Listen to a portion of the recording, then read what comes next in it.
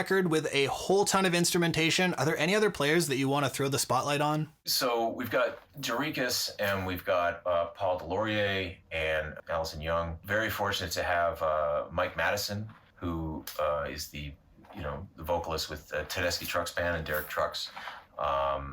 He graciously agreed to do a part on this record, and it's an honor to have him on this because he's an incredible vocalist, so talented. So that was really cool. We've also got Richard Underhill, the Shuffle Demons. We've got Rob Christian, who's a Toronto jazz, a flute, sort of rock jazz flautist, and he does this really cool piece on the big sort of Latin jam band psychedelic rock tune that we've got. We've got Burt Carroll, who is a renowned pedal steel from here in Toronto.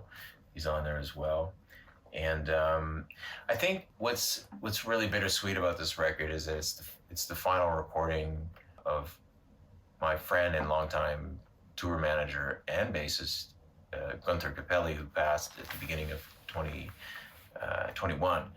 So, and it's really nice to hear his parts. I was listening to the record on the way down here, and just hearing his bass, he's still with us, and it's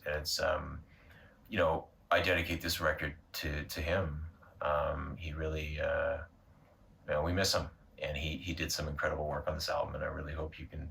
We brought out his parts as well in the mix. We wanted to make sure that he shined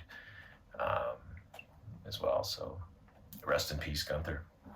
So Chris, who's in your main band for this record? On this one, we have we got a bit of an assorted cast. Derek Dowden played drums on most of the tracks. Riley O'Connor, the drummer from my touring band, also plays on a few of them. Alan Zamitis plays keyboards on a few tunes. He is in my touring band as well.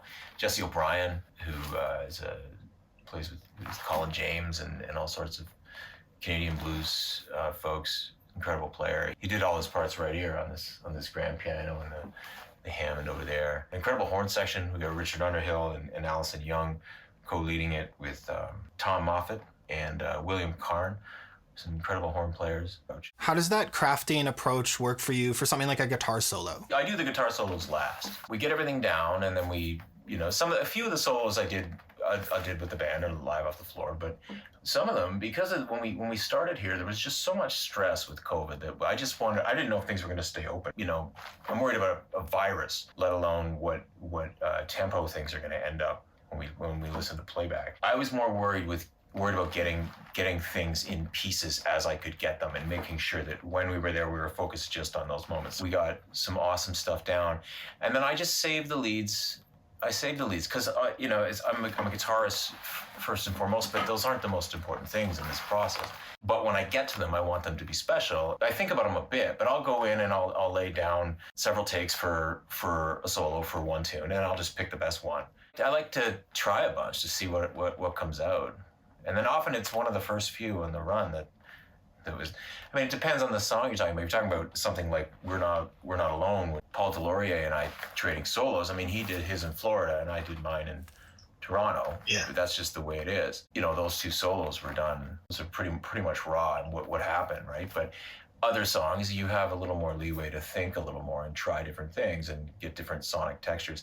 And for that, I really thank Derek and Tim Foy, who is the engineer at the other studio where we did the guitars, which is called the Nelson Room in Toronto. It was a guitar player's playground. And I'm not a pedal guy. I'm not really an effects guy. I just plug into my deluxe reverb on stage, and maybe I have a wah-wah pedal, maybe I have a Univibe and a blues driver, but I don't have a massive pedal board. So if you were to come to me and say, how are we going to get this effect? I tend to ask other folks. I gotta say, I just want to get back on the stage, and I'm really, really looking forward to getting out there this summer and playing again. This COVID thing has been really hard. We're moving on, and I'm really looking forward to getting this record out there. All right, Chris, thank you so much for taking the time to sit down with me today. All right. To check out Chris Antonik's newest release, Morningstar, coming August 5th, follow Chris and Moondog Music on Bandcamp. Here you'll find access to pre-release purchases, tour dates, and new material. Thanks for watching.